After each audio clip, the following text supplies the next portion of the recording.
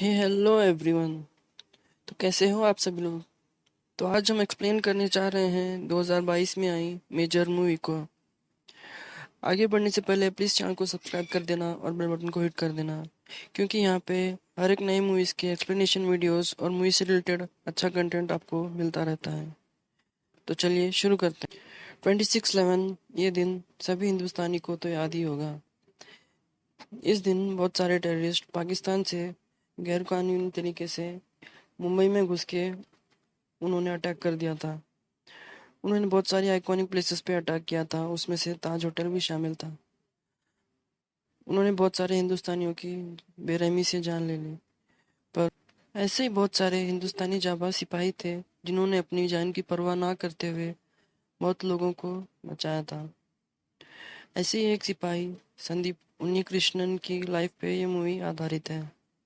कहानी 26/11 के अटैक से शुरू होती है, जहाँ पे मेजर संदीप उन्नीकृष्णन अपने सीनियर की बात ना मानते हुए बोलता है कि वो मिशन को अबॉर्ट नहीं करेगा और यहीं पे रुकेगा और उनका मुकाबला करेगा। कहानी कुछ साल पहले शिफ्ट होती है और हम देखते हैं कि संदीप उन्नीकृष्णन अपने घर आया है। उसकी माँ उससे नाराज़ है और उसके पिता भी उससे नाराज़ हैं। वो उनसे बोलते हैं कि तुमको क्या ज़रूरत थी पीओके में जाने की। फिर 2003 की घटना दिखाई जाती है, जहाँ पे हम देखते हैं कि संदीप उन्नीकृष्णन पीओके में चला गया है। बाद में जब उसके सीनियर्स उससे पूछते हैं कि पाकिस्तान ऑक्युपाइड कश्मीर में तुम क्यों गए थे, वो इलाका तो उनका है। उसके जवाब में संदीप यही बोलता है कि सारा का सारा कश्मीर तो हमारा ही है। फिर हम देखते हैं कि संदीप के पिता रिपोर्टर से उसकी बचपन की कहानी सुना रहे हैं। संदीप कृष्णन जब छोटा था वो अपने चाचा के यहाँ जाता था, तो वहाँ पे वो एक कैदी से बात कर रहा था। वो उनसे बोलता है कि तुम मेरे घर आओ, मैं आपको खाना खिलवाऊंगा। संदीप की माँ ये सब देख के उसको एक थप्पड़ मारती है और बोलती है कि वो सब गंदे लोग हैं, उन लोगों के पास जाना सही नहीं है। अगले दिन संदीप जब अपने पिता के साथ बाहर जाता है तो वो एक नेवी ऑफिसर को देखता है और ठान लेता है कि वो बड़ा होके नेवी ऑफिसर ही बनेगा। फिर हम देखते हैं कि संदीप अभी जवान हो चुका है। वो मेंस वॉशरूम में कुछ सोच रहा था। वहाँ पे उसके फ्रेंड्स एक लड़की के बारे में बात कर रहे थे जो दिल्ली से आने वाली थी। फिर हम देखते हैं कि वो लड़की वॉशरूम में आ गई है। संदीप उनसे पूछता है कि तुम यहाँ पे मेंस वॉशरूम में क्या कर रही हो। वो बोलती है कि लड़कियों के वॉशरूम में पानी नहीं था तो इसलिए यहाँ पे आ गई। संदीप उसकी फ़ोटो खींच लेता है और उसे वार्न करता है कि अगर तुमने मेरे मेरे और मेरे फ्रेंड्स के सिगरेट पीने के बारे में प्रिंसिपल को बताया तो मैं ये तुम्हारी फ़ोटो उनको बता दूंगा। इस लड़की का नाम ईशा होता है। ईशा का बर्थडे है और हम देखते हैं कि वो जब अपने ड्राइवर से बात करती है, वो उन्हें बताता है कि उसके मम्मी डैडी उसके बर्थडे पे नहीं आ सकते। उसके डैडी ने उसके लिए कुछ पैसे भेजे हैं, जिसको देखकर ईशा बहुत नाराज़ हो जाती है और पैसों को ज़मीन पर फेंक कर दुखी होकर कैंटीन में चले जाके वहाँ बैठ जाती है। तभी वहाँ पे संदीप आ जाता है। वो ईशा से शॉपिंग पे चलने के लिए बोलता है, पर ईशा मना कर देती है। तभी वो उसे वो वॉशरूम वाली फ़ोटो बताकर ब्लैकमेल करता है, तो ईशा उसके साथ चलने के लिए रेडी हो जाती है। आगे हम देखते हैं शॉपिंग करते वक्त ईशा को एक वेस्टर्न ड्रेस पसंद आई है और उसने वो ट्राई किया है। संदीप वो ड्रेस लेकर उसे ही गिफ्ट कर देता है और बोलता है कि आज तुम्हारा बर्थडे है और ये गिफ्ट तुम्हारे लिए है। ये देखकर ईशा संदीप से बहुत इम्प्रेस हो जाती है। वो दोनों एक दूसरे को पसंद करने लगते हैं और साथ में बहुत टाइम स्पेंड करते हैं। फिर हम देखते हैं कि ईशा और संदीप जब एक कार में जा रहे होते हैं, ईशा अपनी दिल की बात संदीप से बोलने की कोशिश करती है। तभी संदीप कार से सडनली उतर जाता है और देखता है कि संदीप के पड़ोस में रहने वाला अंकल उनकी पत्नी को मार रहे होते हैं। संदीप अंकल को दूर करके उसकी पत्नी की जान बचाने की कोशिश करता है। तभी वहाँ पे पुलिस आके उस अंकल को पकड़ के लेके जाती है। संदीप जब ईशा को घर लेके पहुँचता है तो उसका फादर उसे बोलते हैं कि तुम्हारे आईसाइट कमज़ोर होने की वजह से तुमको नेवी में रिजेक्ट कर दिया है। वो उस पर गुस्सा कर रहे होते हैं। तभी उषा संदीप को सपोर्ट करती है और बोलती है कि आज संदीप ने एक औरत की जान बचाई। ईशा और संदीप अंदर घर में आके बैठ जाते हैं।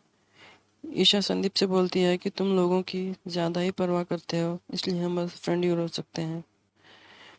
संदीप बोलता है कि तुमको लगता है कि मैं तुमसे दूर हो जाऊंगा और मैं नेवी में भी रिजेक्ट हो गया हूँ। वो बहुत ही मायूस है।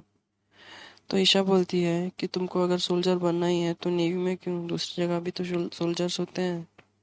उसके बाद संदीप आर्मी ऑफिसर बनने की सोचता है। वो अपने पिता से बोलता है कि वो अभी आर्मी में ज्वाइन करेगा। संदीप आर्मी स्कूल ज्वाइन करने के लिए जा रहा होता है। वो अपनी फैमिली से मिलता है, अपने पिताजी से गले लगता है और फिर ट्रेनिंग के लिए चला जाता है।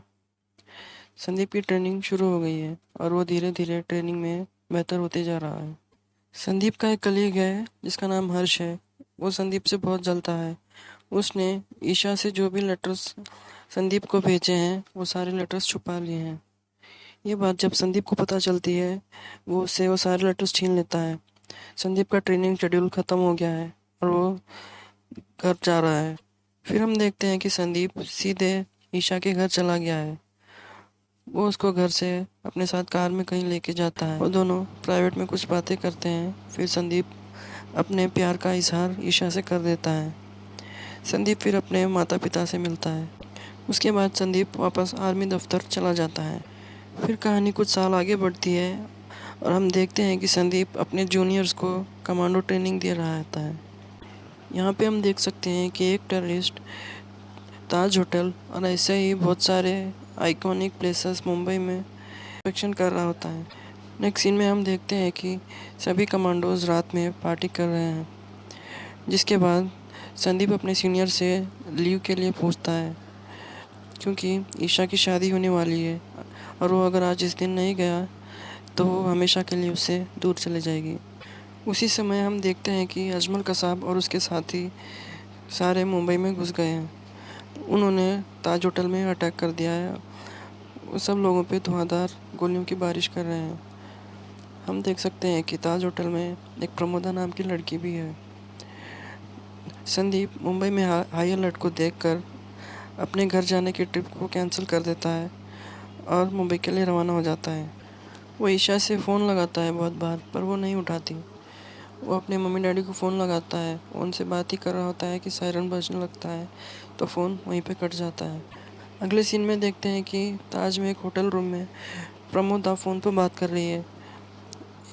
एक आदमी उससे आकर पूछता है कि ये कैसी आवाज़ है, पर वो फ़ोन में इतनी बिजी है कि उन सभी बातों पे ध्यान ही नहीं देती। अगले सीन में हम देखते हैं कि संदीप अपने सीनियर से मिशन में जाने के लिए परमिशन मांग रहा है।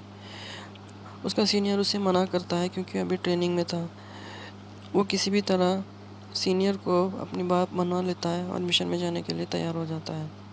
फिर संदीप ब्लैक कमांडो यूनिट के साथ ताज होटल के बेस में चला आता है। फिर हम देखते हैं कि प्रमोदा होटल रूम की लॉबी से जब बाहर आके देखती है तो वो शॉक हो जाती है क्योंकि बहुत सारे टेररिस्ट लोगों को मार रहे होते हैं। वो सामने रूम में फॉरेनर से जाके बात करने की कोशिश करती है तो देखती है कि वो आदमी तो मर गया है और वो अपने उसके छोटे से बच्चे को बचाने की कोशिश करती है। नेक्स्ट सीन में हम देखते हैं कि संदीप की टेररिस्ट के लीडर से लड़ाई हो गई है। वो टेररिस्ट का लीडर औरत की आड़ लेके संदीप पर गोली बरसाता है। संदीप की एक गोली गले को छू कर निकल जाती है।